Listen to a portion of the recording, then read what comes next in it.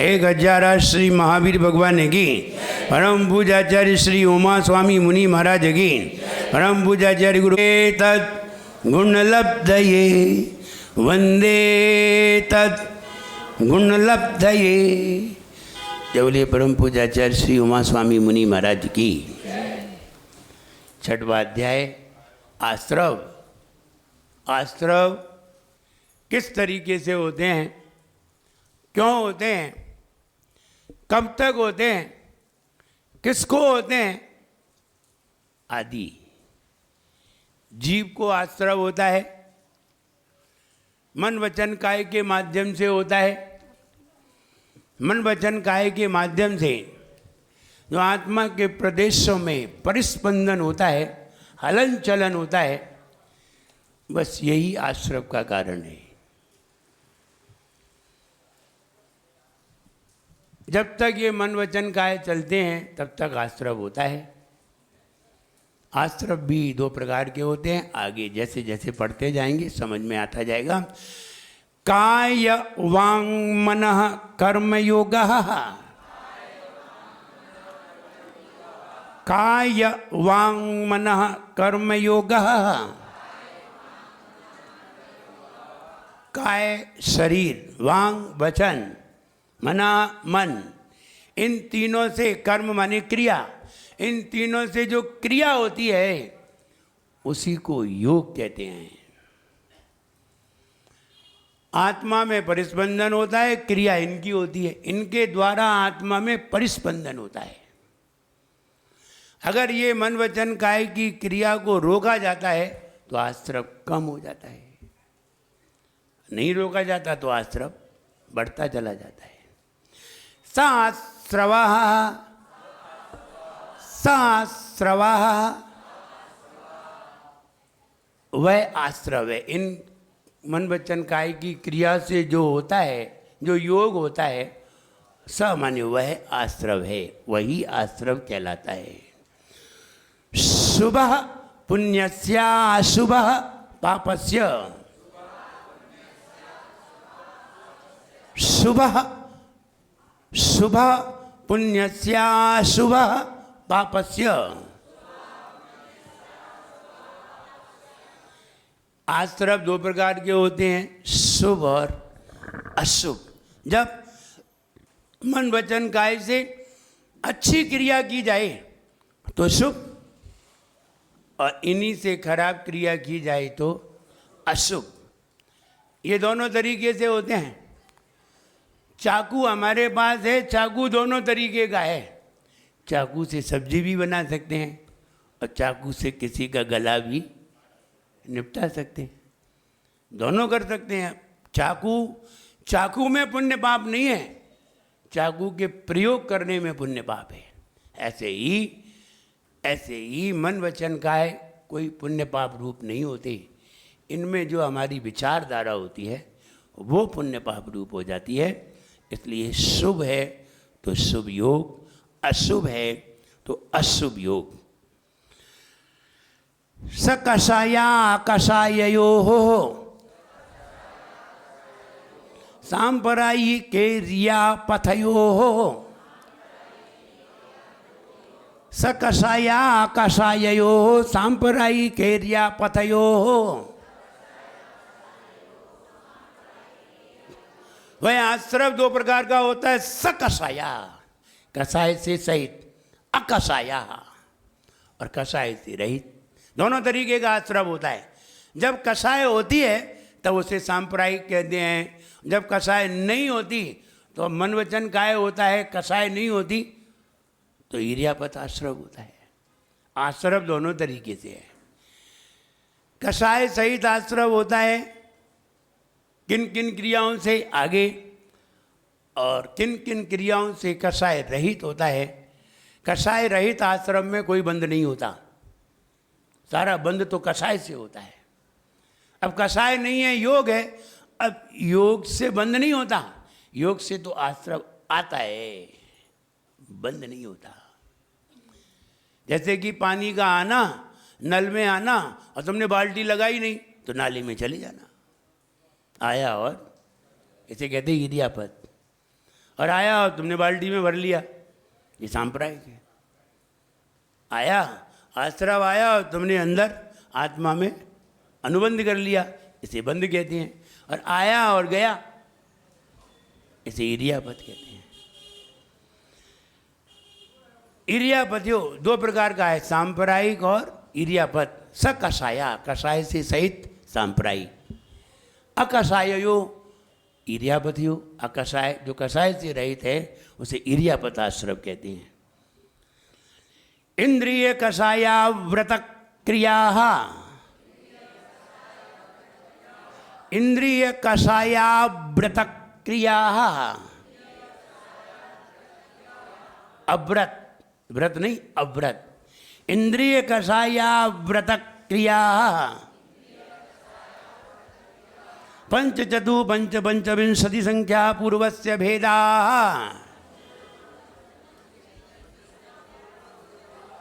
इंद्रिय, पांच इंद्रिय, पांच इंद्रियों के द्वारा, इनके विषयों से, इनके विचारों से, इंद्रियों के कार्यों से जो भी आश्रव होता है वो सांप्रदायिक है।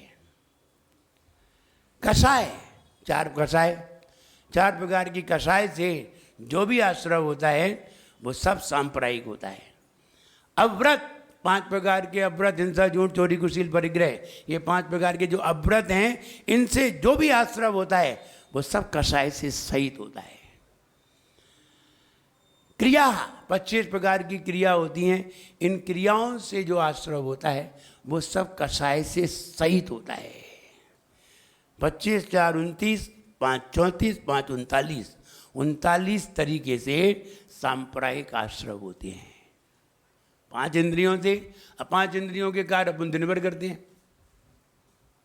गद्दे पे सो रहे हैं, बिस्तर पे सो रहे हैं, पंखा चला रहे हैं, कूलर चला रहे हैं, एसी चला रहे हैं, शरीर के लिए सब सांप्रदायिक कषाय सहित। पांच इंद्रिय, इंद्रियों के विषयों के जो भी कार्य होंगे वे सब सांप्रदायिक कषाय से सहित होंगे। चार कषाय, क्रोध मान माया लोभ रूप होंगे तो वो भी कषाय से सहित होंगे। और पांच पाप, हिंसा, झूठ, चोरी, कुशील, परिग्रह, ये भी कषायों से सहित ही होंगे। और 25 क्रियाएं, कुल मिला के 39 तरीके से सांप्रदायिक आश्रव होता है। 25 क्रियाएं यद्यपि देख लेना बहुत लंबी है। आगे तीव्र मंद ज्ञाता ज्ञात भावाधिकरण वीर्य विशेषेभ्य तत् विशेष।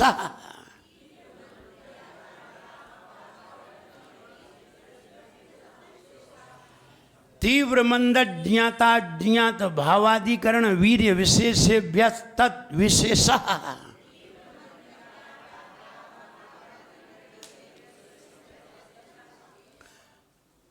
तीव्र भाव, मंद भाव, माने जोर से चांटा लगाया, ये तीव्र भाव है। और धीरे से लगाया, मंद भाव है। किसी को जोर से मारा, तीव्र भाव है। और धीरे से, मंद भाव है। तीव्र भाव, मंद भाव, इसे शुभ में भी लगा लेना चाहिए। तीव्र भाव, पूजन करने का तीव्र भाव, भक्तामर सुनने का तीव्र भाव, और मंद भाव, दोनों में। परिणामों में तीव्र आवेग होना तीव्र भाव है और मंद होना मंद भाव है।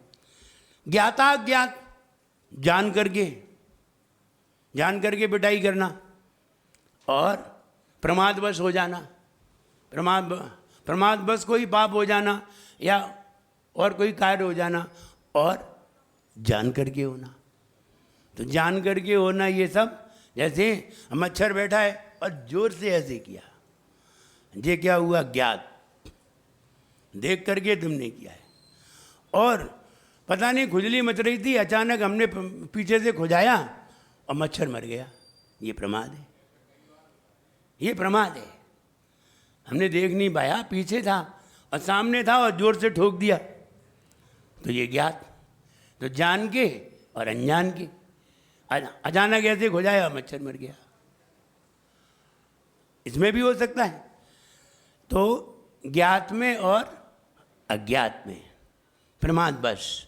अधिकरण, अधिकरण माने पदार्थ से, पदार्थ से भी पाप पुण्य का बंध हो सकता है। तुमने हाथ तो नहीं मारा लेकिन लाठी मारी, डंडे से मारा, चप्पल फेंक के मारी, अब हाथ तो मारा ही नहीं लेकिन चप्पल मार दी, तो अधिकरण, अधिकरण से पिटाई कर दी। और वीर्य, वीर्य माने शक्ति, जितनी ताकत से, जितनी ताकत से किया जाएगा उसे वीर्य माने शक्ति उसे कहते हैं। तो तीव्र भाव, मंद, ज्ञात, अज्ञात और भाव। अधिकरण, अधिकरण के द्वारा, किसी वस्तु के द्वारा, तुमने किसी चीज के द्वारा किसी के ऊपर घात किया, अधिकरण। और वीर्य आदि आदि, इस तरीके से कर्म के आश्रव होते हैं।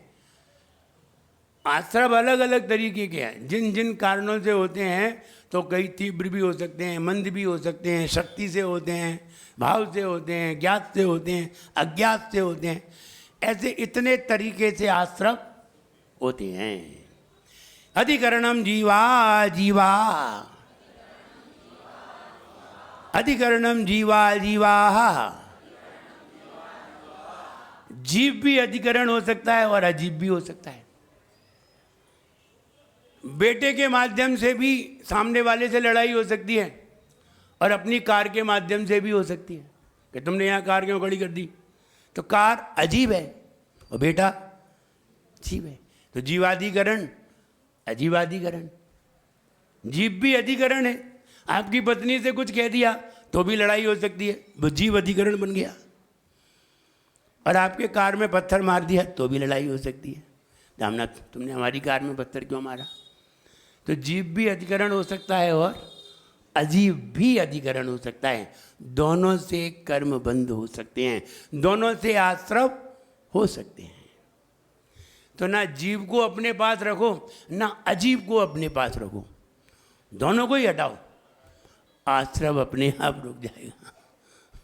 हमने जीव भी हटा दिया और अजीब भी हटा दिया। अब तुम तो जीव हो तो तुमसे आश्रव होगा। अब दूसरे जीव से नहीं हुआ तो तुम्हारे जीव से होगा, तुम्हारे शरीर से होगा। तो हो सकता है, ऐसा नहीं है। क्योंकि अगर मान लीजिए आपने सब त्याग कर दिया, अब आप तो जीव हो, तो आप कह रहे हो मुझे खाने में ये चाहिए, प्रमोद जी हमें खाने में ये चाहिए, तो जीव से आश्रव हो रहा है। ये वाली जीव से भी और इतने बड़े जीव से भी, इनसे ही आश्रव हो रहा है। और शरीर को फिर कहा एसी में सोना चाहिए, तो फिर शरीर से भी आश्रव हो रहा है। तो जीव से भी और अजीब से भी, दोनों से आश्रव हो सकते हैं। अब किस किस को छोड़ें, इसलिए किसी को मत छोड़ो, सब त्याग करो, उसी में फायदा है। आद्यम संरम्भ समारंभारंभ योग कृतकारितानुमत,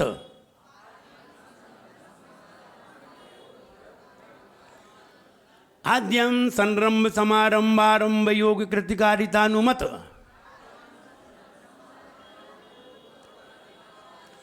कषाय विशेषैस्त्रिस्त्रिस्त्रिश चतुश्चैकशः।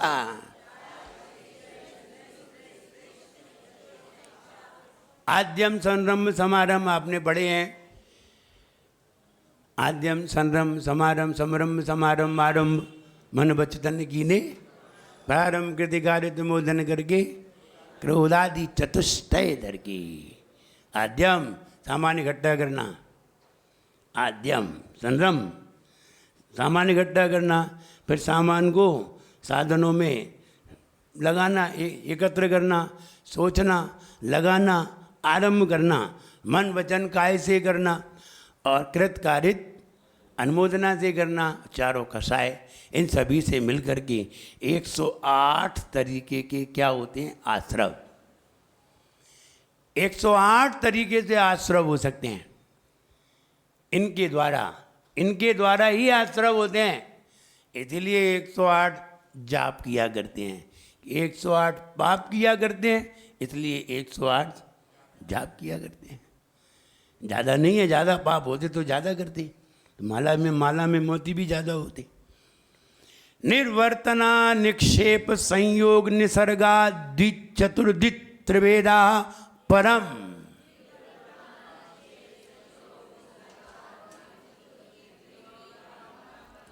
निर्वर्तना निक्षेप संयोग निसर्गा चतुर्दित त्रिवेदा परम।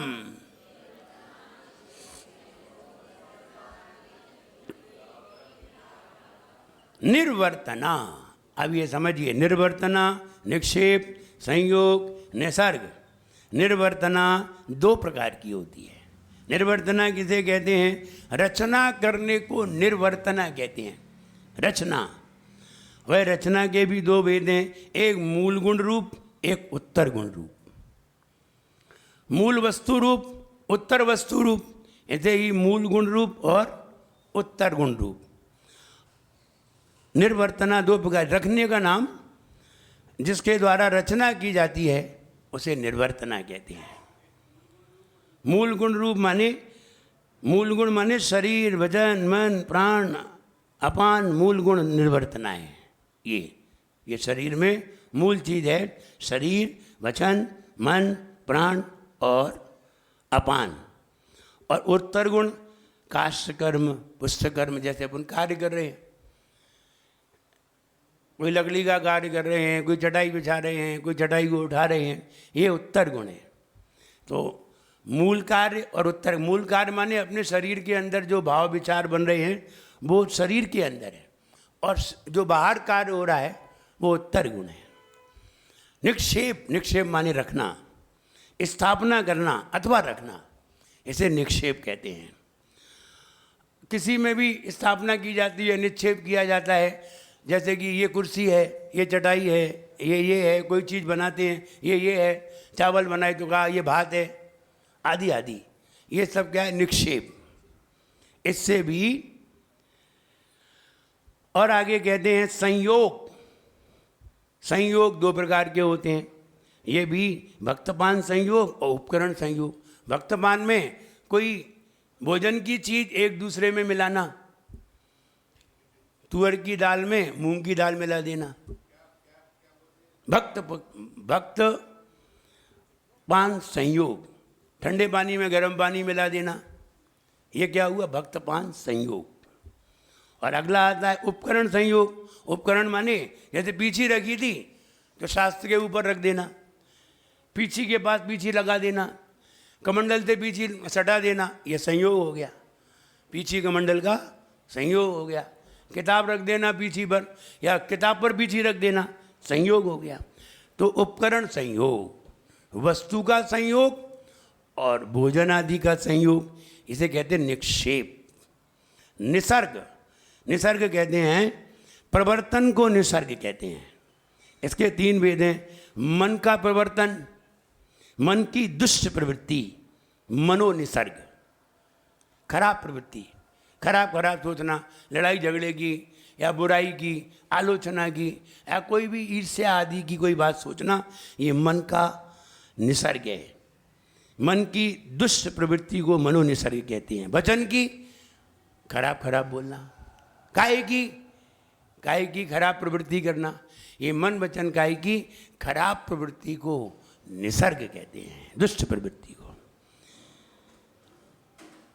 अब आगे ज्ञानावरण और दर्शनावरण, अब टॉपिक चेंज होता है। ज्ञानावरण और दर्शनावरण का आश्रय किन के द्वारा होता है, किन के द्वारा हमारा ज्ञान डिक्रीज होता है और किन के द्वारा हमारा दर्शन कमजोर होता है, नज़र कमजोर होती है, वो जानिए। तत्प्रदोष निन्नव मात्सर्यांतराया साधनोपगाता ज्ञान दर्शनावरणयो।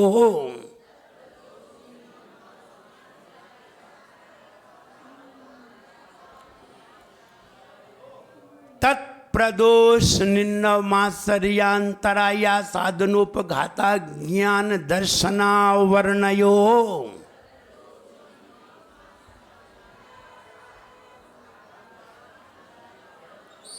ज्ञानावरण और दर्शनावरण, यद्यपि ज्ञानावरण का दर्शाया है, लेकिन ऐसा ही दर्शनावरण का समझना चाहिए। अंतर इतना आएगा, ज्ञान का जानने में आता है, दर्शन का देखने में आएगा।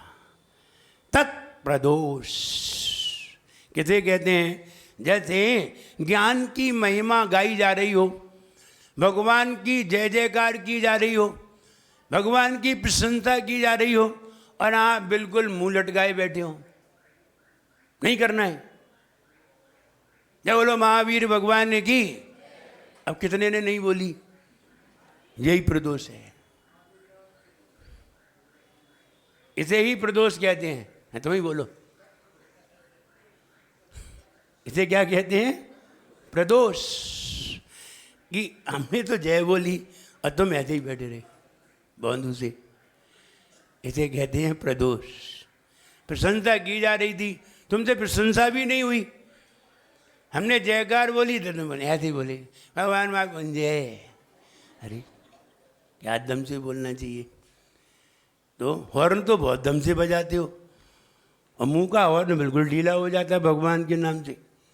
इसलिए इसे ही प्रदोष कहते हैं। किसी के ज्ञान की महिमा सुनने के बाद मुख से कुछ ना बोलें। हमने महिमा बोली और तुम मुँह ही लटकाए रहे, इसे कहते प्रदोष। इससे ज्ञानावरण कर्म का बंध होता है। इसलिए जैसे ही जयकार का नाम लगाए और जोर से बोलो, क्या जा रहा है? तो हमने और जोर से प्रशंसा की। तो अथवा ईर्ष्या भाव रखना।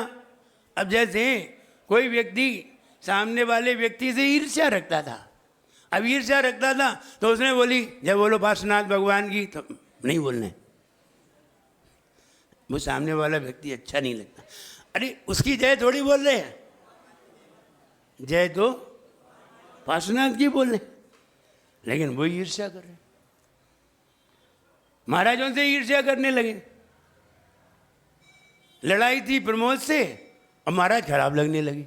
महाराज क्या खराब लग रहे? बोले प्रमोद लेके आए इसलिए खराब लग रहे। महाराज से क्या लेना देना? इसे कहते प्रदोष। इसी का नाम प्रदोष है। इसलिए जब भी जयकार और प्रशंसा का नंबर आए तो जोर जोर से और करना चाहिए। हाँ बहुत अच्छे बहुत अच्छे। और तुमने नाक सगोड़ी तो ज्ञानावरण कर्म का और दर्शनावरण का दोनों का बंद होगा, ज्ञान का और दर्शन का। इसलिए चश्मा दो का ही होता है, एक दिमाग का और एक आँख का, दोनों का एक संगे बंद होता है। एक साथ बंद होते हैं, दोनों पढ़ते हैं। फिर तो दिमाग भी गया और आँख भी गई। और मत बोलो, इसलिए बोलना चाहिए। तत्प्रदोष निन्नव। निन्नव कहते हैं एक तो तुम्हें मालूम है या एक तो मालूम नहीं है, और फिर भी तुम सामने वाले से कह रहे हो कि गलत है। अब हमने पढ़ के सुनाया, भक्ता मेरा प्रणता मौली मणि प्रभाना मुद्योतकम दलित पाप तमो वितानम। अब सामने वाले से उन्हें चिढ़ थी, बोले ये सही नहीं है। तो सामने वाले ने पूछा अगर सही नहीं है तो आप ही बता दो। बोले हमें मालूम नहीं है। अब तुम्हें मालूम नहीं है और सही भी नहीं है। अब सही नहीं है तो तुम्हें ये कैसे मालूम कि गलत है, और गलत है तो सही क्या है ये बताओ। तो सही मालूम भी नहीं है और सामने वाले को गलत भी कह रहे हैं। दूसरी तरफ कि हमें मालूम है कि सही क्या है और सामने वाले का गलत है, और हमें मालूम है, और फिर सामने वाले ने पूछा अगर मेरा गलत है तो आप सही बता दो। बोले नहीं नहीं वो हमें मालूम नहीं है, इसलिए नहीं बता रहा है कि सामने वाले को भी ज्ञान हो जाएगा, इस उद्देश्य से नहीं बता रहा है। इसे कहते हैं निन्नव। क्या निन्नव माने यानी हमें मालूम होकर के, हमें सही ज्ञान मालूम होकर के जिस कारण से वो ज्ञान बताया नहीं जा रहा है, इसको भी ज्ञान हो जाएगा, इसलिए बताया नहीं जा रहा है, इसको निन्नव कहते हैं।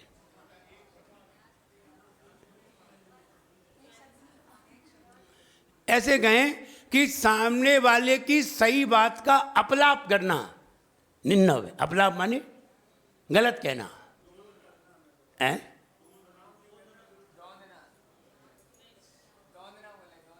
दोंदना क्या होता है? हाँ, चमचाएँ कहते चलो अपलाप करना, हमें तो इसी की लैंग्वेज बोलना है।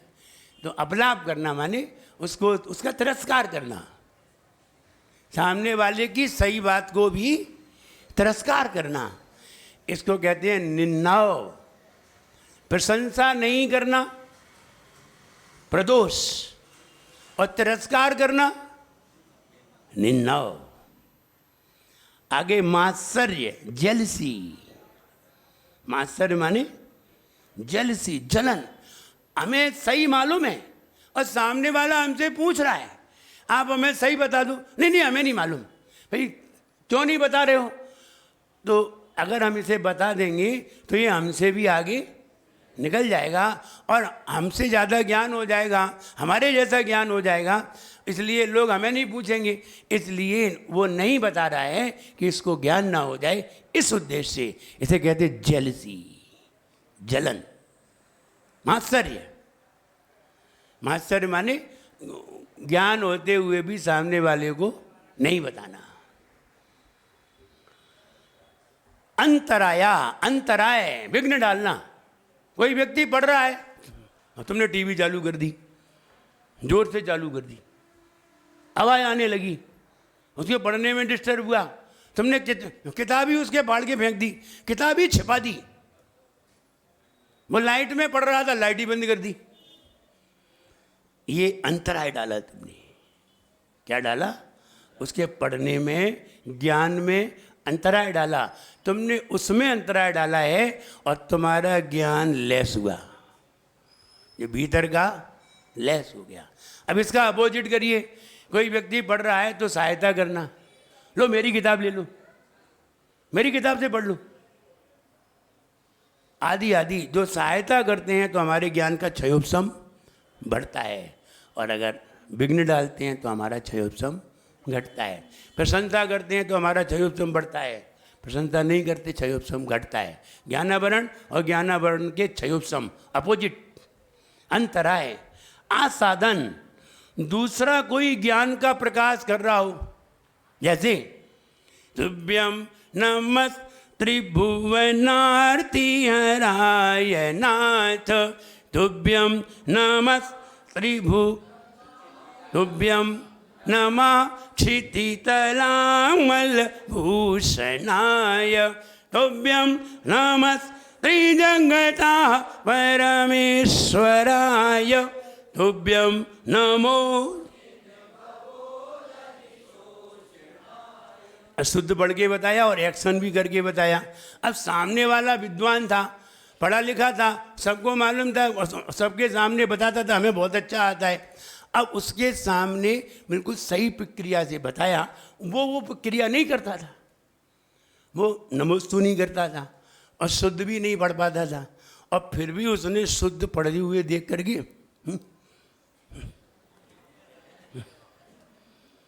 अब सबके सामने ऐसे मुंह मटका रहा है। अब बोल तो कुछ नहीं रहा है, और क्या सब दिया, क्या सब दिया उसने, एक्शन करके बता दिए। शरीर से, जो शरीर या वचन से उसका जो तिरस्कार किया जाता है सही चीज का, उसे कहते हैं आसादन। मुंह मटका के, हाथ मटका के, आंख मटका के, कैसे भी सामने वाले का तिरस्कार करना, ऐसे भी तो होता है। ये ज्ञानावरण कर्म का क्षयोपशम डाउन होगा, और अगर उसकी प्रशंसा करेंगे तो उसका ज्ञान बढ़ेगा। आसाधन, उपघात। उपघात कहते हैं प्रशंसनीय ज्ञान में दूषण लगाना, कोई ना कोई गलती बता देना, उसमें कोई ना कोई गलती बता देना, उपघात है। अथवा शास्त्र विक्रय, अथवा शास्त्र आदि है, इनमें अब जो तो इन्होंने लिख दिया है, बल्कि ऐसा है नहीं है कि शास्त्र आदि का विक्रय करना। अब जो दुकानदार हैं वे तो विक्रय करेंगे ही, वो अलग बात है। तो यहाँ कहा है कि दूषण लगाना, प्रशंसनीय ज्ञान में दूषण लगाना ये उपघात है। और दूसरा भी आया है कि गुरु का, जिससे पढ़ा है उसका नाम छिपाना। जिससे तुमने सीखा, अब तुमसे कोई बाहर से कोई पूछने आए, अब या कोई हमारे जाने के बाद 2-4 साल बाद कोई महाराज आए और महाराज आए और आपसे पूछें आपको भक्तामृत किसने पढ़ाया? अब तुम कहो मैंने तो खुद ही पढ़ लिया था। गुरु का नाम छिपा लिया या किसी और का नाम बता दिया है, उपघात। किसी दूसरे का नाम बता दिया, हमने तो उससे पढ़ा था। ये गुरु का नाम छिपाना या गुरु का नाम दूसरे का बता देना, ये उपघात है। ऐसा करने से हमारा ज्ञान, जब आगम में ये कहा है एक अक्षर का ज्ञान जिससे भी मिलता है उसको भुलाना नहीं चाहिए। और सही बात तो यही है, एक अक्षर का ज्ञान भी अगर तुम्हें प्राप्त हो जाता है किसी से, सही बात तो ये है कि तुम उसे जिंदगी भर भूल नहीं सकते, जिंदगी भर नहीं भूल सकते। वो भले ही तुम उसे दबा लो लेकिन भूल नहीं सकते। कोई पूछेगा कि आपको भक्तामृत किसने पढ़ाया, तो आप भले ही मेरे नाम को छिपा लो लेकिन भीतर से तो आवाज आई जाएगी, आई जाएगी।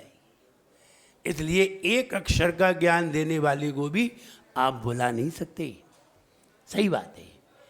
और जो छिपाता है वो ज्ञानावरण कर्म का बंद कर लेता है, बाद में उसका ज्ञान घटता है। ये ज्ञानावरण कर्म के हो गए। अब दर्शनावरण कर्म के सुनिए। दर्शनावरण कर्म के जैसे कि मात्सर्य, कोई दर्शन कर रहा है, सामने सामने भगवान का दर्शन कर रहा है और दर्शन करते समय बहुत अच्छा, बहुत अच्छी स्तुति गा रहा है। सकल गेय ज्ञायक तदापि निजानंद रसलीन, सोजिनेन्द्र जयवंतनित हरिरज रसवी, जय वीतराग विज्ञानपूर, होती मीर को हरन सूर, जय ज्ञान अनंतानंतदार, दृग सुख वीरज मंडित अपार, जय परम शांत मुद्रा समेत, भविजन को निज अनुभूति हेत, भविभागन वश जोगे वसाय, तुम ध्वनि है सुनी विभ्रम नशाय। बढ़िया स्तुति गा रहा है, बार बार चिल्ला रहा है, इतनी आवाज आ रही है, हम दर्शन करना भूल गए। और ऐसा करके उसकी स्तुति की प्रशंसा तो नहीं की और उसकी दर्शन की आलोचना करने लगा। कोई दर्शन कर रहा था, आप दर्शन को, उसके दर्शन के आगे से निकल गए। वो सामने भगवान के दर्शन कर रहा था, तुम आगे से निकल रहे थे। ये भी दर्शन के, दर्शनावरण का कारण है। इसलिए अनजाने में भी हो सकता है, वो तो बता दिया, तीव्र बंध, अज्ञात अज्ञात, कैसे भी। इसलिए सामने कोई दर्शन कर रहा है तो सामने से क्रॉस नहीं करना। दर्शन का मतलब कनेक्शन। अब सामने कनेक्शन हो गया, तुम बीच में से निकल गए, बाहर काट दिए। दरवाजे से करे वो अलग बात है, वो तो सामान्य कर रहा है, लेकिन जिसका कनेक्शन हो गया हो, दरवाजे का कोई कनेक्शन नहीं होता है, भगवान के नज़दीक जाकर के कनेक्शन होता है। तो कनेक्शन होने पर कोई काट दे तो ये दर्शनावरण है। और महिलाएं तो महिलाएं हैं, तो कहने का मतलब ये है कि मात्सर्य, जेलसी होना। सामने वाला तो बढ़िया दर्शन कर रहा है और तुम दर्शन अच्छे से करते नहीं हो, पर ये तो दिखावा करता है। अब उसका तो दिखावा कह दिया, तुमसे दिखावा भी नहीं हो रहा है, उसका तो दिखावा हो गया है।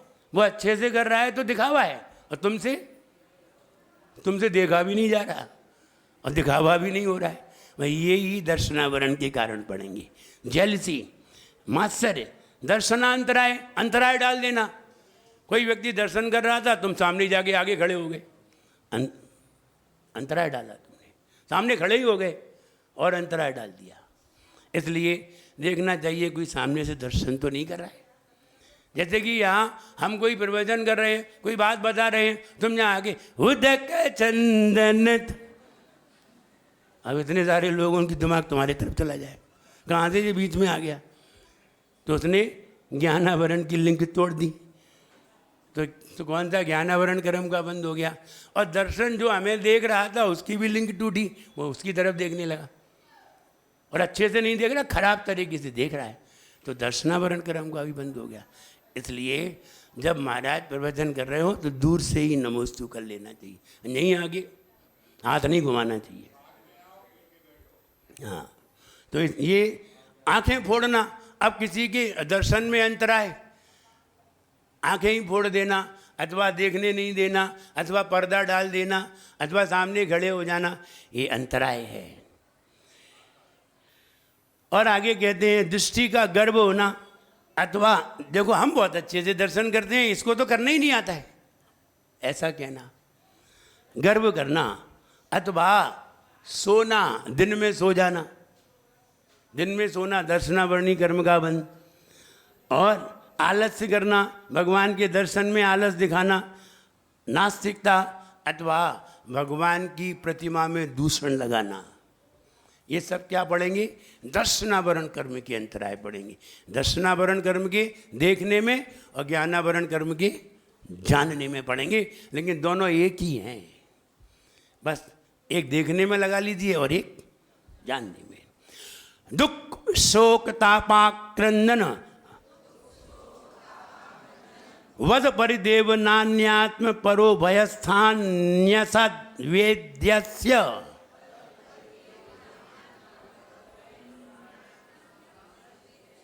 दुख शोक तापाक्रंदन वद परिदेव नान्यात्म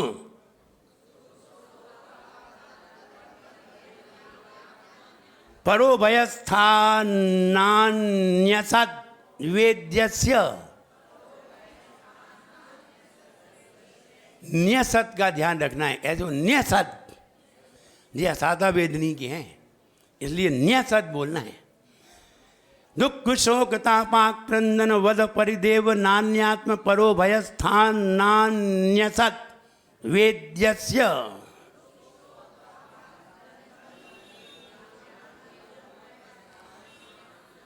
दुख, शरीर में पीड़ा होने को दुख कहते हैं।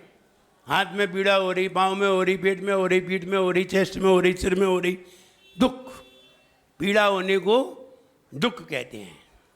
शोक, प्रिय चीज की के छूट जाने को, प्रिय चीज के बिछुड़ जाने को में जो टेंशन होती है उसे शोक कहते हैं। जंजीर खो गई, जंजीर पहन के आए थे, पता नहीं कहाँ सरक गई, अब माथा फोड़ रहे हैं, अब रो रहे हैं, अब बैठे हैं टेंशन में, इसे क्या कहेंगे? शोक। पेट में पीड़ तो हो नहीं रही, पाँव में दर्द तो हो नहीं रहा, सिर में दर्द तो हो नहीं रहा, तो फिर क्या हो रहा है? फिर टेंशन में गायब हो, वो प्रिय चीज छूट गई, इसे कहते हैं शोक। केवल ऐसा नहीं कोई गुजर जाए तो ही शोक होता है, कोई भी चीज छूट जाए उसमें भी शोक होता है, प्रिय होना चाहिए। शोक, ताप, किसी ने तुम्हारी बुराई कर दी, अपवाद कर दिया, बुरा भला कह दिया, वैसा तुमने किया नहीं और किसी ने कह दिया, तो उससे तुम्हें बड़ी टेंशन होगी। अब तुम्हारे पेट में तो दर्द हो नहीं रहा है, कोई प्रिय तो छूटा नहीं है, फिर भी बहुत टेंशन है, इसे कहते संताप, मानसिक संताप, आक्रंदन, और उसी गम में जोर जोर से रोने लगे, चिल्लाने लगे, आक्रंदन, रोने लगे, इसे कहते आक्रंदन। वध, प्राणों का वियोग होना वध है, प्राण ले लेना किसी के या प्राण चले जाना, वध। परिदेवनान, परिदेवना, परिदेवना का मतलब परि माने चारों ओर, चारों ओर तुम्हारे जितने लोग खड़े हैं, देवना ऐसे रो रहे हो तुम कि चारों तरफ खड़े लोग भी रोने लगे। तुम्हें देख करके कभी कभी पिक्चर देख के भी लोग रोने लगते हैं। अब बताओ पिक्चर में कौन सी सही चीज़ है? एक बार हाथी मेरे साथ ही फिल्म आई।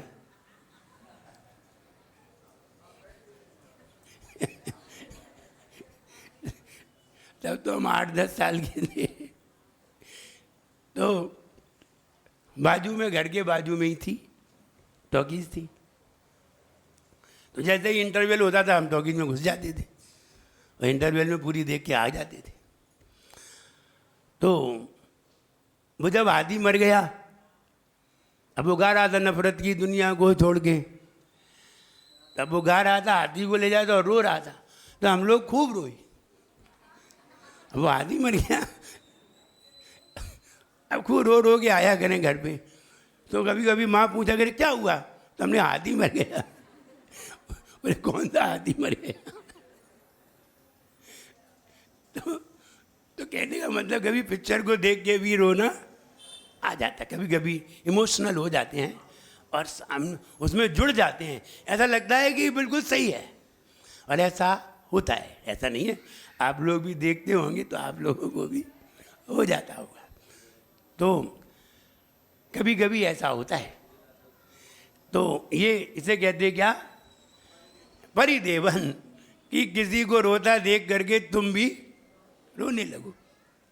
जब यहाँ सम्मान हो रहा था, यहाँ क्या हो रहा था? वो माता पिता का सम्मान हो रहा था और पहले ही सम्मान में आ गए, है ना। हमारे प्रमोद जी सबसे पहले बैठे। अब कुछ उनके बच्चे आए होंगे, उन्होंने सम्मान किया, तो एक दो बच्चों की आंखों में आंसू आ गए, तो वे रोने लगे। अपने पिताजी का सम्मान देख करके उनकी आंखों में आंसू भर आए। जब आंसू भर आए तो हमारे बाजू में लवी दीदी बैठी, वो भी रो उठी। तो कहने का मतलब ये कि दूसरे को देख करके हमें रोना आ जाए, कोई ऐसा रोया जाए कि दूसरे लोग भी रो उठें, उसे कहते परिदेवन। ऐसा रोने से असाता वेदनीय कर्म का बंध होता है। इन सब से दुख पीड़ा हो रही है, सहन करिए, शांत रहिए। अगर रोओगे चिल्लाओगे तो असाता वेदनी का बंध और होगा। शोक, कोई व्यक्ति निपट गया, अब निपट तो गया ही है, आने वाला तो है ही नहीं। अब काहे के लिए माथा फोड़ना, काहे के लिए रोना है? कोई चीज़ खो गई तो खो गई, तो इसलिए रोना नहीं चाहिए। अगर रोए तो असाता वेदनी कर्म का बंद होगा, टेंशन की तो असाता वेदनी का बंद होगा। और किसी ने आलोचना कर दी है तो चिंतन करिए, और चिंतन करके शांत मन को रखिए और आक्रंदन, रोइए मत, कभी भी मुंह से आवाज़ नहीं आनी चाहिए।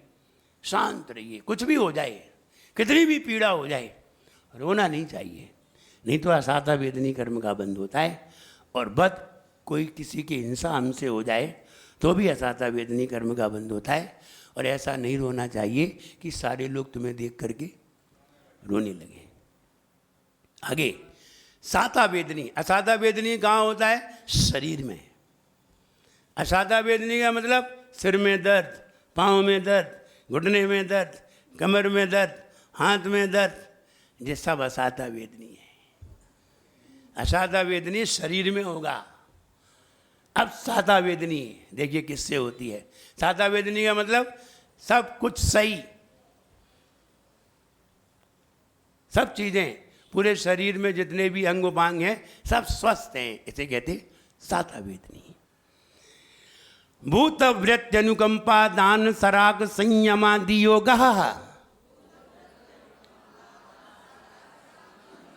शांति शौचमिति सद्वेद्यस्य। सद माने साता। भूतव्यत्यनुकंपा दान सराग संयमादि योगा, शांति शौचमिति सद्वेद्यस्य।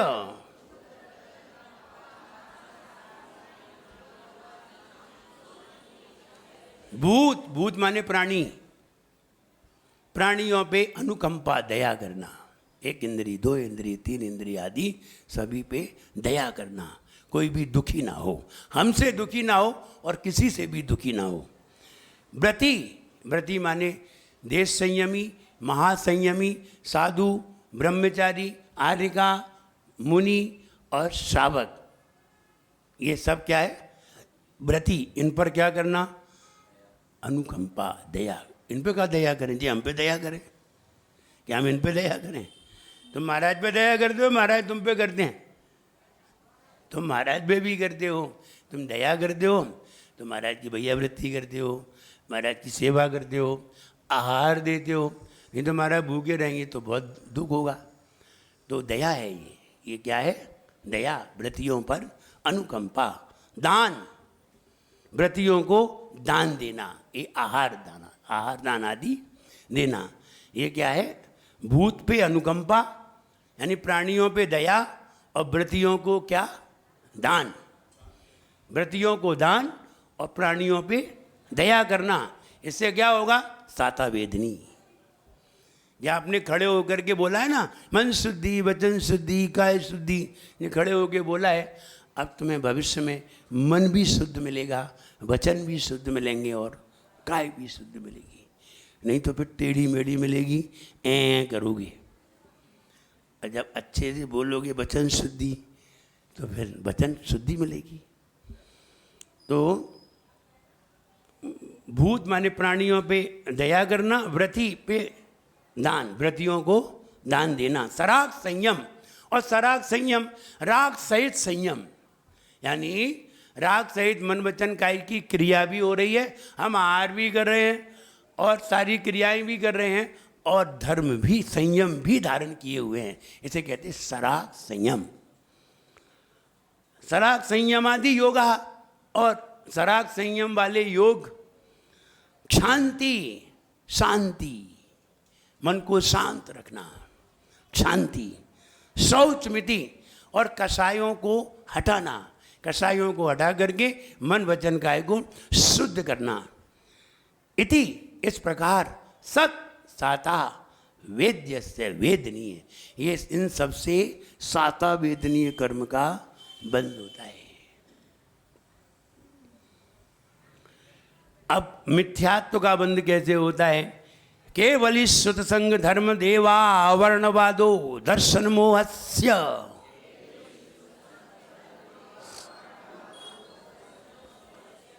केवली श्रुत संग धर्म देवा वर्णवादो दर्शन मोहस्य।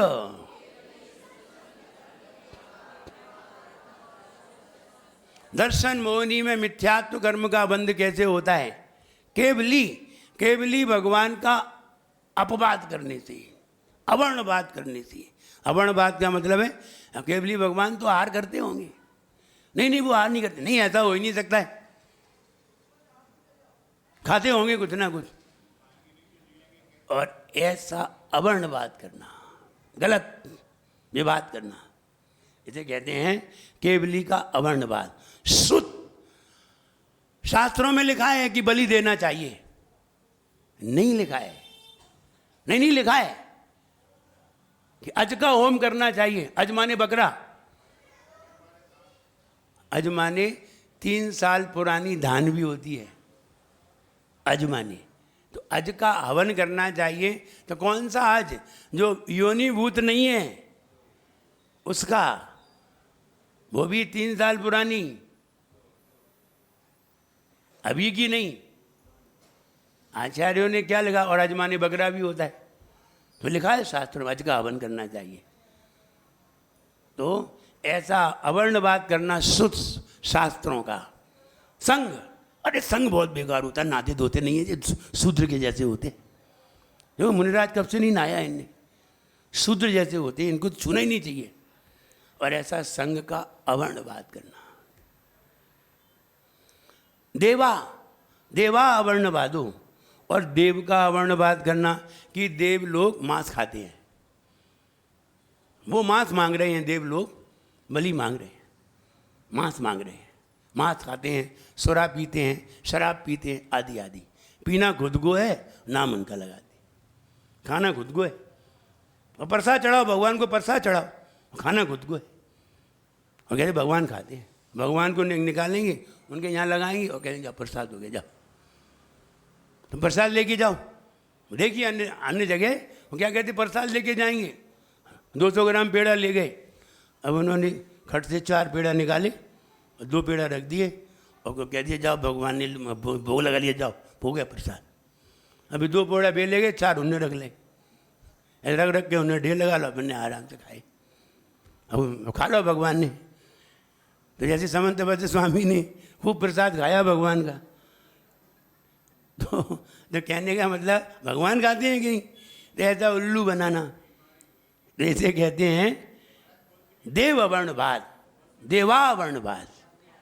इसलिए देव का अवर्णवाद नहीं, इनका अवर्णवाद करने से, इनको गलत कहने से हमें मिथ्यात्व कर्म का बंध होता है। जब आप गलत कहोगे तो गलत प्रकृति का बंध भी होगा, और सही बोलोगे तो सम्यक प्रकृति आ जाएगी। इसलिए गलत नहीं बोलना चाहिए। कषायो दया तीव्र परिणामश्चारित्र मोहस्य,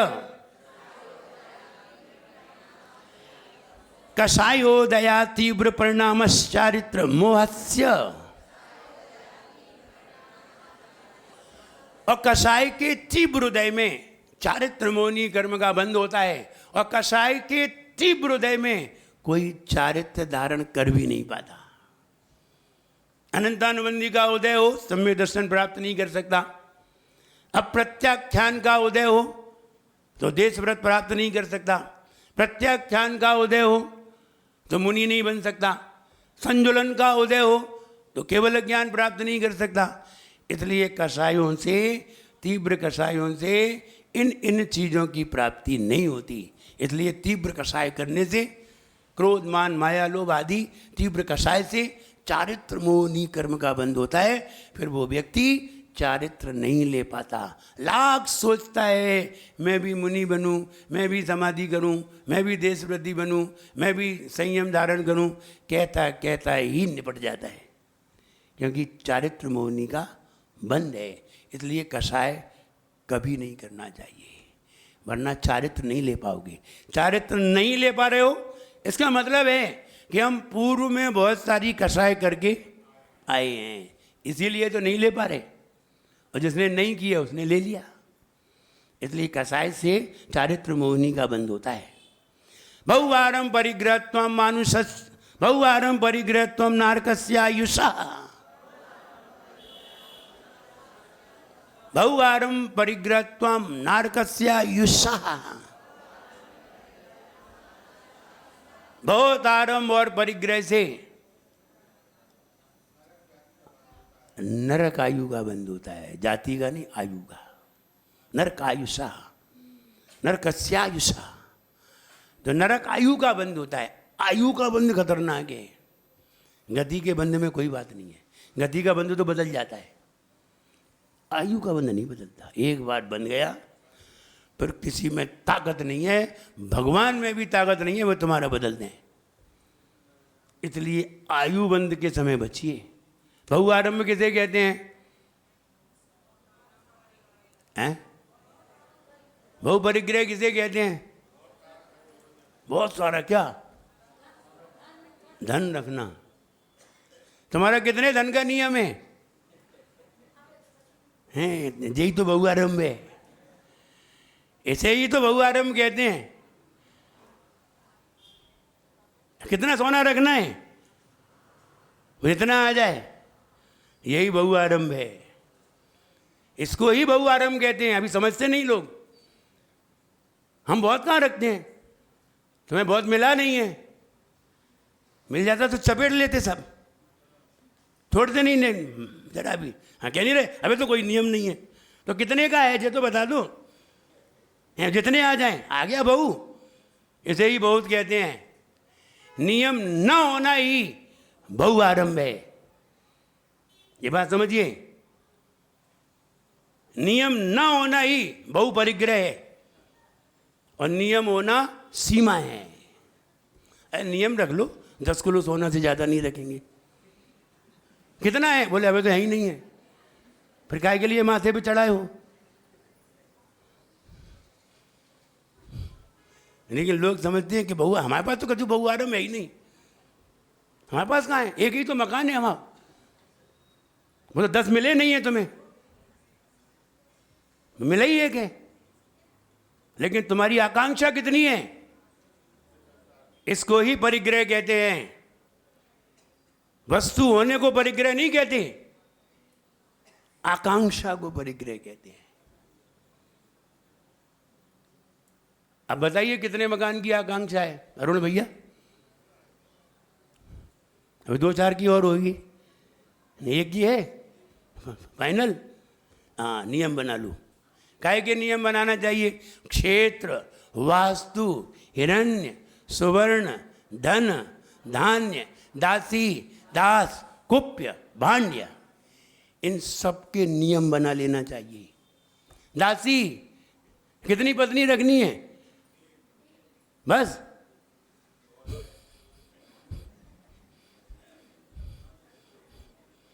जब हमने एक व्यक्ति से पूछा कितनी पत्नी रखोगे, नियम रखो, बोले हमारे नियम नहीं रखते, एक ही है। हम फिर नियम क्यों नहीं ले रहे? बोले वो मर गई तो लो, नियम इसीलिए नहीं ले रहे।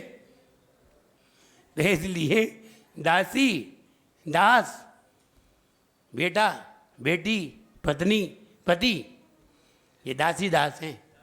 हाँ, नौकर नौकरानी है जी सब। तुम क्या समझ रहे हो, मालिक हैं? बता, तुम मालिक हो कि वो मालिकिन है? हैं? तुम तो मालिक नहीं हो। हाँ, तुम मालिक नहीं हो, वो मालकिन कैसे है? इसलिए तुम मालिक हो ही नहीं, तो वो मालकिन है ही नहीं, मालिक से मालकिन बना। इसलिए दासी दास शब्द दिया, सब नौकर नौकरानी है। वो एक लड़का जब शादी करने के लिए गया तो लड़की से बोला, उस लड़की ने कहा देखो मुझे एक बर्तन वाली चाहिए, बोले और एक कपड़ा धोने वाली, बोले और, बोले एक खाना बनाने वाली, बोले और एक झाड़ू पोंछा करने वाली। तो वो लड़का बोला कि तुम आ जाओ, तुम मिल गए तो सब आ गए। कपड़ा वाली भी आ गई, झाड़ू पोंछा वाली भी आ गई, मतलब आ गई कि नहीं? इसलिए अब तुम समझ रहे हो कि हम दासी दास नहीं हैं, दासी ही दास हैं। तो इनका नियम बना लेना चाहिए कि हम कितने रखेंगे, क्षेत्र, कितने खेत रखेंगे। बोले है ही नहीं है तो नहीं है, लेकिन तब भी तो तुम्हारी खोपड़ी में है, यहाँ हम रख लेंगे, जमीन ले लेंगे और एक आध प्लाट और ले लेंगे, ये तो मन में रखा है। तो वो त्याग हो जाना चाहिए। क्षेत्र, वास्तु, मकान, कितने मकान रखेंगे? बोले अबे तो एक ही है। अब है तो एक ही, लेकिन रखोगे कितने? आकांक्षा तो बैठी है। इसे ही बहु आरंभ परिग्रह कहते हैं। और जिसने कोई नियम नहीं बनाया वे तो आराम से नरक गति में जाएंगे, क्योंकि उनके लिए यही सूत्र लागू होता है, बहु आरंभ। नियम नहीं बनाया इसका मतलब है सब हमारा है, सब चाहते हैं हम। बड़ी बातें कह रहे थे, यहाँ परिग्रह बना लेना चाहिए। अब समझ में आई कि खुद ही उसमें फंस गए। इसलिए बहु आरंभ माने नियम न बनाना ही बहु आरंभ परिग्रह है। इसलिए नियम बना लेना चाहिए। इसने नियम बना लिया, 1 किलो 2 किलो सोना रखेंगे, 2-5 किलो चांदी रखेंगे और 2-4 लाख रुपया 10 लाख रुपया रखेंगे, इससे ज़्यादा नहीं रखेंगे। सीमा बना लो सबकी। और जो सीमा बना ली तो ध्यान रहे मनुष्य गति लागू हो जाएगी, आगे मनुष्य गति मिल जाएगी। अगर सीमा बना ली, नहीं बनाई तो नीचे तो है ही। हाँ, चाहे कितनी बना लो, वो तुम्हारी कमी होगी। बनाओ, कितनी बनाओगी? यही कितनी तुम्हें क्षमता ही कितनी है? कितनी क्षमता है तुम्हें? जब तुम सीमा बनाओगे ना, तो सीमा बनाते समय तुम्हारा दिमाग घूम जाएगा, अरे इतनी सीमा बनाने की जरूरत क्या है? अपने आप दिमाग में आ जाएगी और अपने आप ही लेवल पे आ जाओगे, कम से कम में आ जाओगे। इसलिए सीमा बनानी चाहिए। हम यहाँ से 2 किलोमीटर तक जाएंगे, इससे आगे नहीं जाएंगे, ये भी सीमा बनानी चाहिए। सबकी सीमा बनानी चाहिए, जिससे पाप कर्म का बंध कम होता है। इसलिए सीमा बना ली तो मनुष्य गति, सीमा नहीं बनाई तो नरक गति। सीमा नहीं बनाई तो नरक गति, और थोड़ा सा पुण्य बढ़ गया तो त्रियंच गति, और त्याग कर दिया तो देवगति, सीमा बना ली तो मनुष्य गति, और नहीं बनाई तो नरक गति तो रखी ही है। इसलिए बहुआरंभ परिग्रहत्वम समझिए किसे कहते हैं? कोई वस्तु की इन वस्तुओं में सीमा नहीं बनाना ही बहुआरंभ है और बहुत परिग्रह है। इसी से ही नरक आयु का बंध हो जाता है। कुछ नहीं है तो भी नरक जा रहे हैं, कुछ नहीं है, हमारे पास कुछ भी नहीं है, आकांक्षा बहुत लंबी है और है कुछ नहीं और जा रहे नरक। जैसे कि तंदुल मच्छ खा तो रहे नहीं कुछ भी, एक मछली को तो खा नहीं पा रहे, एक जरा सी मछली को तो चख नहीं पा रहे वो, और पहुंच गए सातवें नरक। कैसे गए? आकांक्षा से। मैं होता तो सब खा जाता। आ रही समझ में? कितना सोना रखना है?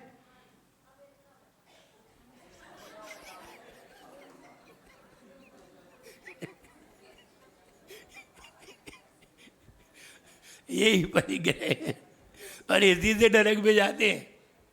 उन्हें ना तो खा पाए, ना तो तंदुल मत ने एक खा पाई और फोकट में पहुंच गए। मगरमच्छ खा खा के तो गया, मगरमच्छ सातवें नरक गया तो वो तो बहुत सारी मछलियां खा के गया, तंदुल मत फोकट में ही पहुंच गया। सोच सोच गई। तो ऐसे ही तुम सोच सोच के ना चले जाओ, है तो कुछ नहीं, और अब तो आप तो तुम निपट ही गए, थोड़े दिन के दौर रह गए। इसलिए सब छोड़ देना चाहिए, न जाने कब निपट जाएं। इसलिए संयमी रहना चाहिए, नियम के अंतर्गत रहना चाहिए। न जाने कब मृत्यु आ जाए तो कम से कम गति तो सुधर जाएगी, अच्छी आयु का तो बंद हो जाएगा। ये बात समझिए। माया तर्यज्ञो नस्य, माया तर्यज्ञो नस्य। अब मायाचारी और कर ली, मायाचारी ये कर ली, एक तो अपने नाम से कर लिया और एक अपना ही नाम दूसरा नाम रख लिया। बोले नहीं वो मेरा थोड़ा ही है, वो तो किसी और का है। और अपने बेटे के नाम से कर लिया, अपने बहू के नाम से कर लिया, अपने नाती के नाम से कर लिया, और अधिकार अपना जमाएंगे। और कह रहे नहीं मेरा कहाँ है, वो तो उनका है। ऐसे उल्लू बनाते हैं, बैंक को उल्लू बनाते हैं, अलग अलग अकाउंट खोल लेते हैं और फिर कहते हैं मेरा कहाँ है, सब तुम्हारा ही है, मालिक तो तुम ही हो। इसलिए ये मायाचारी और हो गई, और अपना भी नहीं बता रहे हैं और अपना भी है। पत्नी को 5 किलो सोना पहना दिया। अब अगर वो मेरा कहाँ है, वो तो पत्नी का है। पत्नी किसकी है?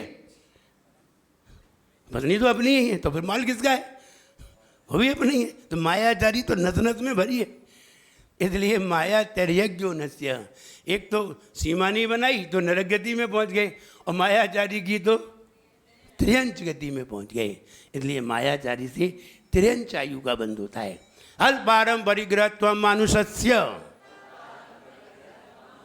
अब कम से कम आवश्यकता का रखिए, खूब रखो, मना नहीं है, आवश्यकता का रखिए। इससे मनुष्य आयु का बंध होता है। सीमा बना लीजिए, सीमा से ज़्यादा मत रखिए। मुझे याद आता है भिंड में एक बाबूलाल जी वैद्य थे, उनके पास इनकम की बता रहा हूँ मैं, कब की बात कर रहा हूँ सन 80 की, 80-85 की। उनके यहाँ कम से कम 2-2 हज़ार रुपये पर डे की इनकम थी। 2000 माने 80 में 2000 रुपये तोले सोना था, एक एक दिन की इनकम थी। और वैद्य जी थे, ना उनकी शादी हुई ना उनकी संतान, और दुकानें देखो तो कम से कम 20-20, 25-25 रोड पे दुकान, एक एक दुकान लाखों रुपए की उस समय, अब करोड़ों रुपए की। अब पैसा कहाँ जाए? और उन्होंने नियम ले लिया कि हम अपने पास 1000 रुपये से ज़्यादा रुपए नहीं रखें। 2000 की रोज इनकम। वैद्य जी कभी कभी हम दवा लेने पहुंच जाते थे तो वो पैसा नहीं लेते थे, जानते थे पंडित जी के लड़के नहीं लेते थे। तो कहने का मतलब ये है, तो उन्होंने क्या किया कि जो जो पैसा आता गया सब उन्होंने मंदिर बना दिया। एक शानदार वहाँ मंदिर खड़ा कर दिया अपनी ही जगह में, बढ़िया एक मंदिर। पैसा आता गया मंदिर में, अपने 1000 रुपये रखिए, और बाद में उन्होंने दीक्षा ले ली, सब छोड़ करके और महाराज बन गए, समाधि हो गई सोनागिर में। तो ऐसे भी लोग हैं। तो अल्पारम परिग्रहत्व मनुष्य, जितना कम परिग्रह होगा तो मनुष्य गति का बंद होगा। इसलिए सीमा बना लेना चाहिए, कपड़े की, खाने की, पीने की, रहने की, रखने की, बनाने की, आदि आदि। तो अल्पारम परिग्रहत्व मनुष्य गति का, मनुष्य आयु का बंद होता है। स्वभाव मार्दवम च, और कोई स्वभाव से ही मृदु होते हैं, कोमल होते हैं, सरल होते हैं, इनको भी मनुष्य गति का बंद हो जाता है। ये परिग्रह भी रखें तो भी इन्हें मनुष्य गति का, मनुष्य आयु का बंद हो जाता है। निःशील व्रतत्वं च सर्वेषां, निःशील व्रतत्वं च सर्वेषां, और जिनके पास कोई व्रत नहीं होते, सर्वेषां, वे कहीं भी जा सकते हैं। निःशील व्रतत्वं, जिनके पास शील और व्रत नहीं होते, वे कोई सी भी आयु का बंद कर सकते हैं, ऑलराउंडर। आज सवेरे बताया था, जिनके पास कोई संयम नहीं हो, नियम नहीं हो, ऑलराउंडर। असंयमी कहीं भी, कोई भी गोदाम में पटके जा सकते हैं, चाहे वो त्रिहंच का हो, चाहे नरक का हो, कहीं भी पटक सकते हैं उन्हें। लेकिन संयमी को नहीं, संयमी को इज्जत से ले जाएंगे। जो लोग जनेऊ न पहने हों और मर जाएं। एक बार ललितपुर में छत्तीसगढ़ एक्सप्रेस टकरा गई, बहुत सारे लोग मरे। अब उसमें उनका संस्कार किया गया, तो जो लोग जनेऊ पहने थे उन्हें बड़ी इज्जत से उठा करके अलग रखा और उनको अच्छी तरह दाह संस्कार किया। और जो जनेऊ नहीं पहने सब इकट्ठे डाले और निपटा दिए। तो देखा जनेऊ का कमाल। ऐसे ही जो संयमी होते हैं उनके लिए नहीं है, उनके लिए तो देव गति है, मनुष्य गति है, जो नियमी है। और जिनके कोई नियम नहीं है, वे कहाँ जा सकते हैं?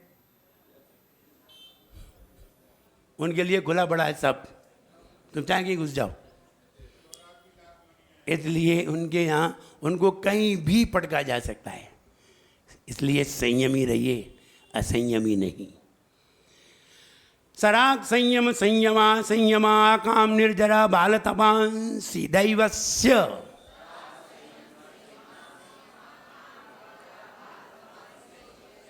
सराग संयम संयमा, सराग संयम संयमा संयमा काम निर्जरा बाल तपांसी दैवस्य।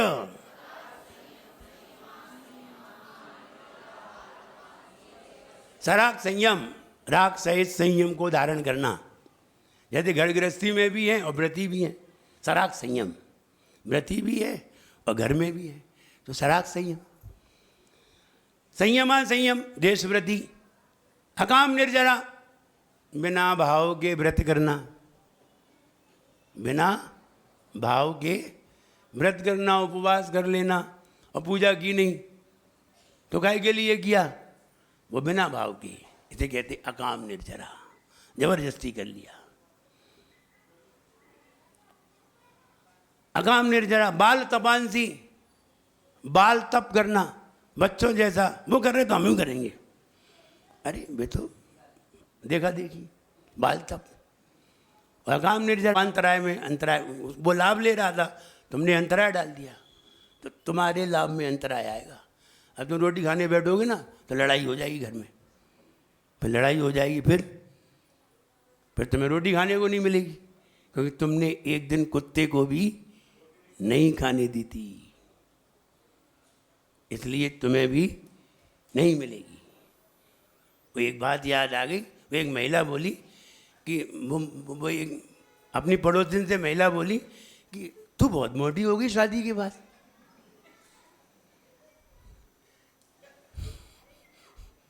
कैसे मोटी हो गई? बोले मैं अपने पति को इतना बड़ा गिलास भर के दूध पिलाती हूँ इसलिए मोटी हो गई। बोले तो तू मोटी कैसे हुई? पति मोटी होना, पति मोटा होना चाहिए। नहीं, बोले पिलाती तो पति क्यों, जब मैं लाती हूँ गिलास रख देती हूँ, फिर धीरे से लड़ लेती हूँ, फिर लड़ती हूँ, फिर वो दूध पीता नहीं है, फिर मुझे पीना पड़ता है, इसलिए मोटी हो गई। तो विघ्न करना मंत्र है। विघ्न विघ्न डालना, लाभ में, दान देने में, कोई लाभ ले रहा हो तो विघ्न डालना, भोग, कोई भोग रहा हो, रोटी खा रहा हो उसमें विघ्न डालना, उपभोग, कोई कपड़े पहन रहा हो कपड़े ही फाड़ देना, उपभोग में अंतराय। और वीर्य, कोई व्यक्ति नियम ले रहा हो, नहीं नहीं नहीं नियम मत लो, नियम नहीं लेना, तुम जो रात में खाना मत, लेकिन नियम मत लो, वो तुमने वीर्य माने शक्ति, वो अपनी शक्ति बढ़ाना चाहता था, तुमने उसमें भी अंतराय डाल दिया। इसलिए अंतराय नहीं डालना चाहिए।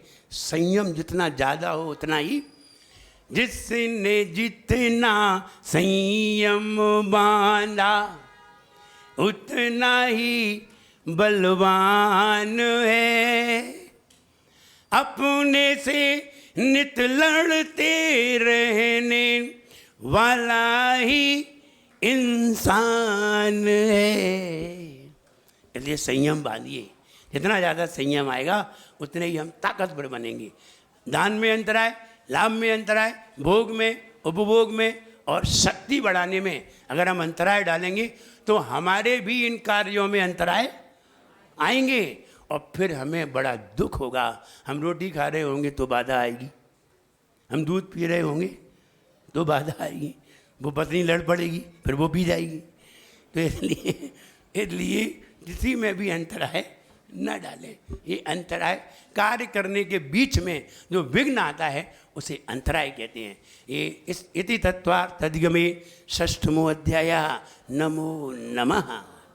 हे जिन्वाणी भारती तो इज पो दिन रे जो तेरा शरणा गए, ते पावे सुख चैन वाणी के ज्ञान से, सूझे लोकालोक सो वाणी मस्तक चढ़ो, सदा देत हूँ धोख देव भजो अरिहंत को, गुरु सेवा निर्ग्रंथ दया